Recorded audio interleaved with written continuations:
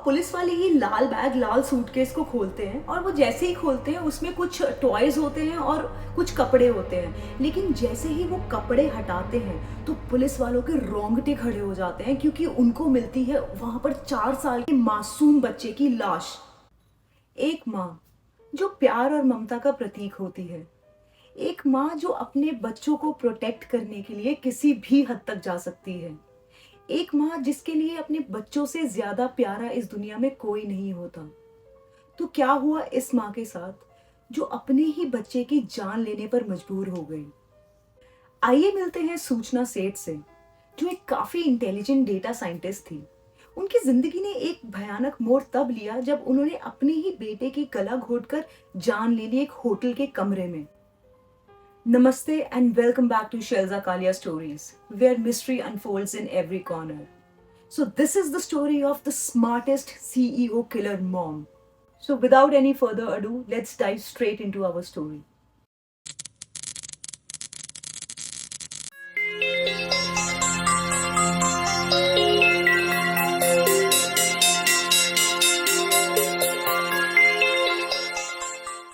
सूचना सेठ जो थी वो वेस्ट बंगाल कोलकाता की रहने वाली थी। वो काफ़ी बचपन से काफ़ी इंटेलिजेंट थी और वो आपकी और मेरी तरह ही एक मिडिल क्लास फैमिली से बिलोंग करती थी। जो सूचना सेठ के फादर थे वो एक सिविल इंजीनियर थे एंड उसके मदर एक स्कूल में एक टीचर थे। एंड उनको काफ़ी पहले से ही मैथ्स और साइंस में बहुत इंटरेस्ट था और वो स्कूल में हमेशा से ही टॉप करती आई थी। She attended DAV senior secondary school Gopalapuram in Chennai. जब वो क्लास 10th में थी उन्हें Sanskrit, social science and English में सीबीएसई मेरिट सर्टिफिकेट्स भी मिले थे। उन्होंने काफ़ी सारे क्विजेस, ओलंपियाड्स में भी पार्ट लिया था और उन्हें कई अवार्ड्स और स्कॉलरशिप भी जीते थे। सूचना के जो मामा है परिचय बोस, वो रामगढ़ में रहते हैं और उनका कहना है कि बचपन में सूचना उनके घर काफ़ी टाइम स्पेंड करती थी।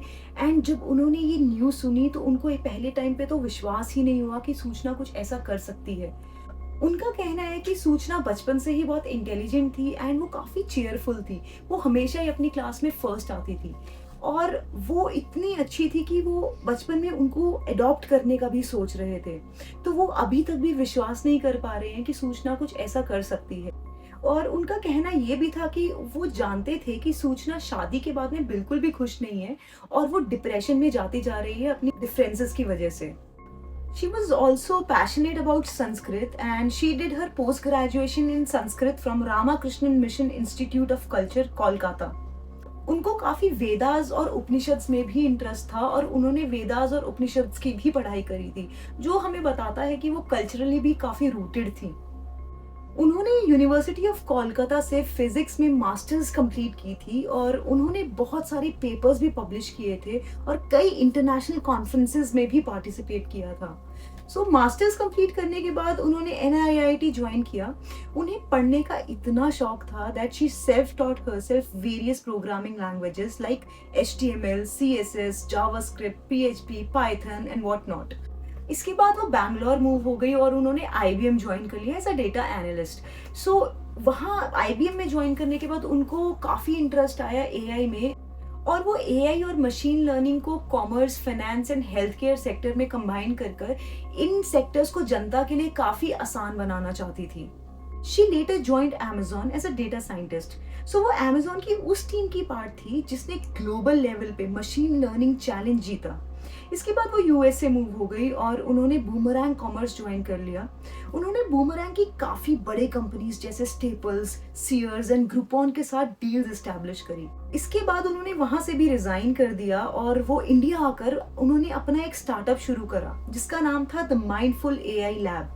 वो आर्टिफिशियल इंटेलिजेंस की हेल्प से सोसाइटी की मदद करना चाहती थी। वो ये मानती थी कि एआई में इतनी ताकत है कि वो दुनिया को बेहतर बना सकती है। तो दोस्तों, अब आप ये बात सोचिए, जो इंसान इतना करियर फोकस्ड है, लोगों की इतनी मदद करना चाहता है, सोसाइटी के बारे में इतना सोचता है, वो अपने बेटे की गला घोंटकर जान कैसे ले सकता है? तो ये कैसे पॉसिबल है कि एक पढ़ी लिखी लेडी ने, एक पढ़ी लिखी माँ ने अपने ही बच्चे की जान ले ली? सो अब हम बात करेंगे उन रीजंस के बारे में that drove Suchana to commit such a heinous crime. Suchana Seth की शादी वेंकट रमन से 2010 में हुई थी एंड दोनों का प्रोफेशन एक ही था। दोनों artificial intelligence and machine learning पे काम करते थे और दोनों ने मिलकर ही ये द माइंडफुल एआई लैब की शुरुआत की थी। लेकिन कुछ टाइम बाद वेंकट ने ये स्टार्टअप छोड़ दिया और वो कोई और कंपनी में एज अ डेटा एनालिस्ट काम करने लग गया। अब स्टार्टअप को अकेले संभालना सूचना के लिए काफी डिफिकल्ट हो गया था एंड अगर कोई भी प्रॉब्लम आती थी तो वो वेंकट को ब्लेम करती थी। एंड आपको तो पता ही है कि starting your own startup comes with lot of challenges and it takes a lot of time. तो ये सब ऐसे 9 साल तक चलता रहा एंड 2019 में सूचना और वेंकट को एक बेटा हुआ जिसे हम चिन्मय बुलाएंगे, क्योंकि we are not sure that his name is Chinmay, but हमें कहीं से पता चला है, सोर्सेज से पता चला है that he was Chinmay, so we are going to address him as Chinmay. जैसे हम सबको ये लगता है कि एक बच्चे के आ जाने से दो लोगों में जो प्रॉब्लम्स थी, कपल में जो प्रॉब्लम्स होती हैं वो सॉल्व हो जाती है, बट सूचना और वेंकट के केस में ऐसा कुछ नहीं हुआ। उनके चिन्मय के आने से उनमें और ज्यादा लड़ाइयाँ होने लगी। अब उनके पास में नए रीजंस थे लड़ने के लिए। सूचना को ये लगता था कि वेंकट अपनी रिस्पॉन्सिबिलिटीज नहीं निभा रहा और अपने बच्चे को टाइम नहीं दे रहा, उतना टाइम नहीं स्पेंड कर रहा जो एक फादर को अपने बेटे के साथ में स्पेंड करना चाहिए। और वहाँ वेंकट को भी यही लगता था कि सूचना अपनी रिस्पॉन्सिबिलिटीज नहीं निभा रही है एंड दोनों इस चीज को आपस में ब्लेम करते रहते थे। तो 2020 में जब लॉकडाउन हुआ और पूरी दुनिया एक मेंटल स्ट्रेस से गुजर रही थी, तो यहाँ पर इन दोनों की लड़ाइयाँ इतनी बढ़ गई that Suchana move to court for the divorce. Suchana ने वेंकट पर डोमेस्टिक वायलेंस का केस किया जो एक क्रेडिबल केस था एंड इसी के बेसिस पर सूचना और वेंकट का डिवोर्स हो जाता है एंड जो चिन्मय की जो कस्टडी थी वो कोर्ट पूरी की पूरी सूचना को दे देता है एंड वेंकट को ऑर्डर्स मिलते हैं कि वो सूचना और चिन्मय से एकदम दूर रहेंगे। तो सूचना के जो नेबर्स हैं उनका कहना है कि सूचना एक बहुत ही प्राउड और एक लविंग मदर थी जो अपने बेटे के साथ में काफी टाइम स्पेंड करती थी। और नेबर्स ये भी बताते हैं कि सूचना ने आज तक अपने बेटे पे हाथ तक नहीं उठाया था। और वहां पे दूसरी तरफ जो वेंकट था वो भी अपने बेटे से बहुत प्यार करता था एंड वो काफी टाइम हो गया था वो अपने बेटे से नहीं मिल पाया था। तो वेंकट फाइनली 2023 में कोर्ट में जाकर विजिटेशन राइट के लिए अपनी पिटीशन फाइल करता है एंड नवंबर 2023 में उनकी पिटीशन जो है वो एक्सेप्ट भी कर ली जाती है। कोर्ट ये अलाउ करता है वेंकट को कि वो हर संडे जाकर अपने बेटे से उनके घर पे मिल सकते हैं। तो अब जैसे ही वेंकट को विजिटेशन राइट्स मिलते हैं, यहाँ पर सूचना थोड़ी सी इनसिक्योर हो जाती है। उन्हें लगता है कि अब वेंकट जो है वो चिन्मय को उनसे छीन लेगा। सो विजिटेशन राइट्स मिलने के बाद में वेंकट सिर्फ 2 ही बार चिन्मय से मिल पाया था एंड पिछले 5 संडे से सूचना कोई ना कोई बहाना लगा ही देती थी जिससे वेंकट चिन्मय से आके ना मिल पाए। तो 6 जनवरी को सूचना वेंकट को मैसेज करती है कि वो घर पर आकर चिन्मय से मिल सकता है। तो वेंकट को एक बिजनेस ट्रिप से इंडोनेशिया जाना पड़ा, तो वो जाकर अपने बेटे से उस दिन नहीं मिल पाया। तो अब बात करते हैं उस दिन की जिस दिन सूचना ने इस दर्दनाक मर्डर को अंजाम दिया। एज वी एस्टैब्लिश्ड कि सूचना चिन्मय को वेंकट से नहीं मिलने देना चाहती थी, तो संडे दैट इज 6 जनवरी वो चिन्मय को लेकर गोवा चली गई। वहां उन्होंने सोल बैनियन ग्रैंडे में रूम नंबर 404 बुक किया। सूचना और चिन्मय 2 दिन गोवा में अलग अलग जगह घूमने गए। चिन्मय 4 साल का एक मासूम बच्चा था जिसे डिवोर्स का डी भी नहीं पता था। वो पूरे टाइम सूचना से पूछता रहा कि पापा कहाँ हैं, पापा कब आएंगे मम्मा। सूचना उसे बहाने देकर टालती रही। अब 7 जनवरी की रात को सूचना होटल के डेस्क पे कॉल करती है और होटल वालों को बोलती हैं कि उन्हें बैंगलोर अर्जेंटली निकलना पड़ रहा है और उन्हें जल्दी पहुंचना है, तो उनके लिए कैब का अरेंजमेंट कर दो।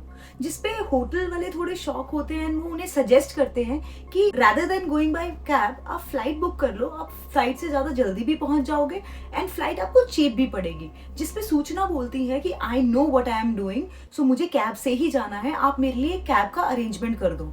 तो अब जो ये होटल वाले थे इन्होंने अपने यूजुअल ड्राइवर को कॉल किया, रॉय जॉन, जो ये हमेशा से अगर किसी को जाना होता था तो ये इसी को बुलाते थे।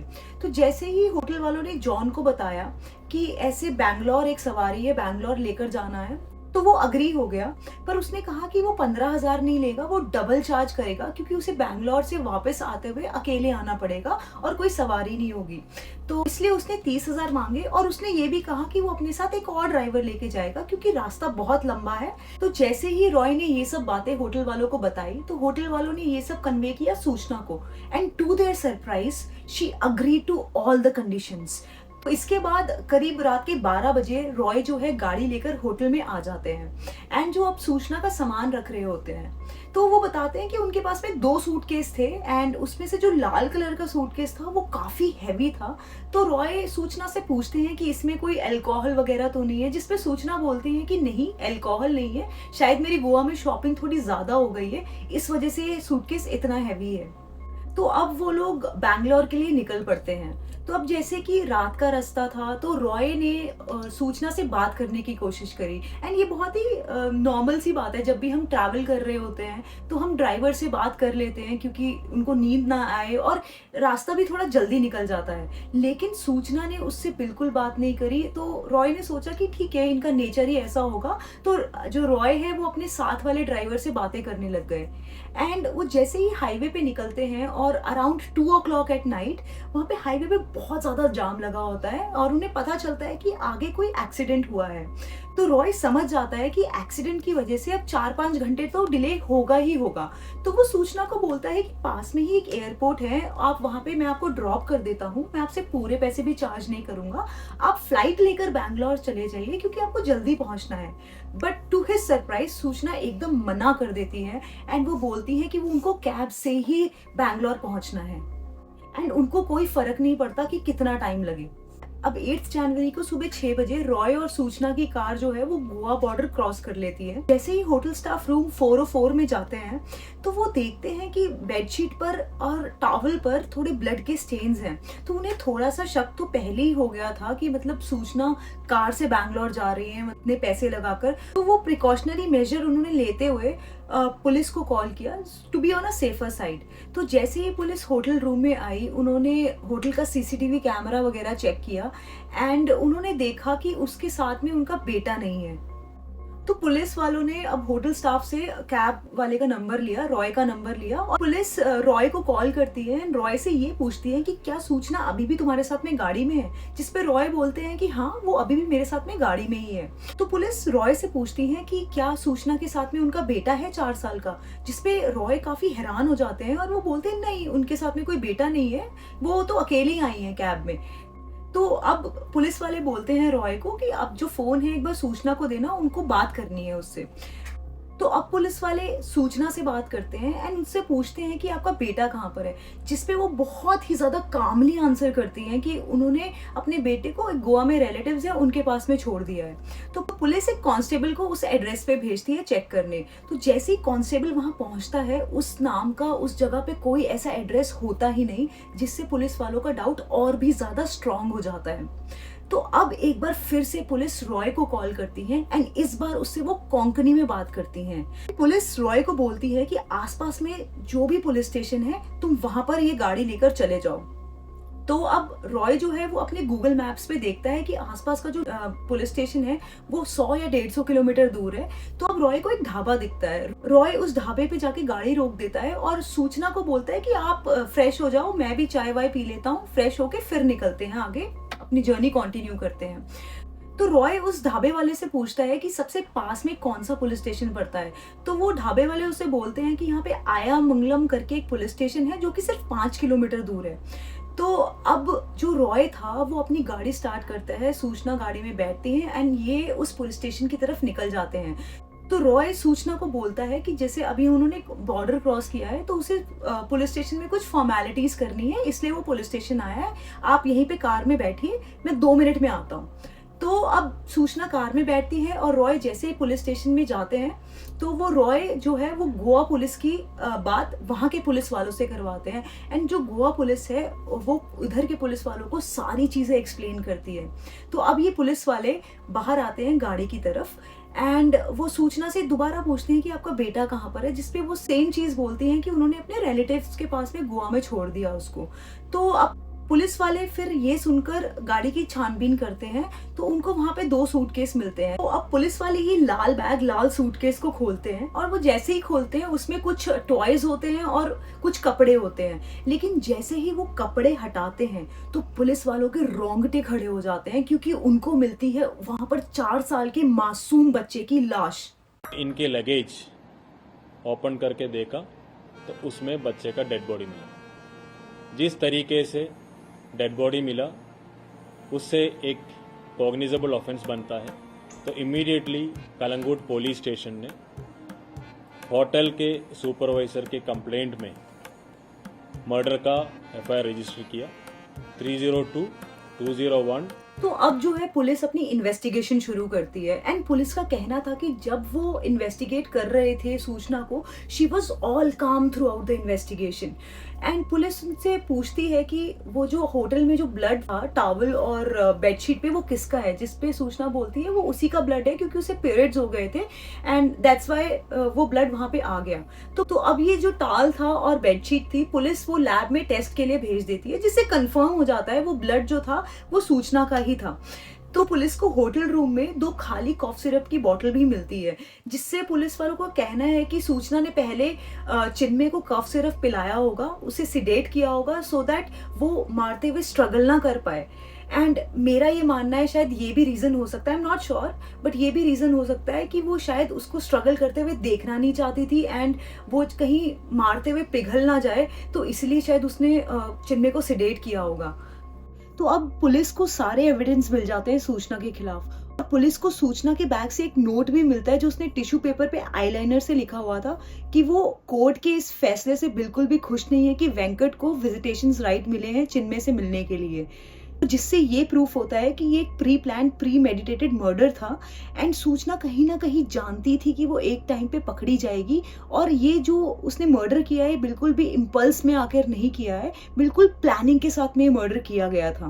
तो सूचना जो है वो आज भी पुलिस कस्टडी में है और अपनी वर्डिक्ट का वेट कर रही है।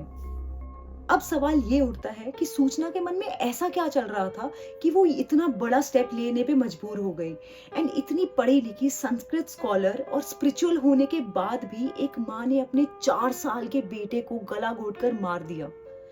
क्या पति के लिए नफरत अपने बेटे के लिए प्यार से ज्यादा हो सकती है?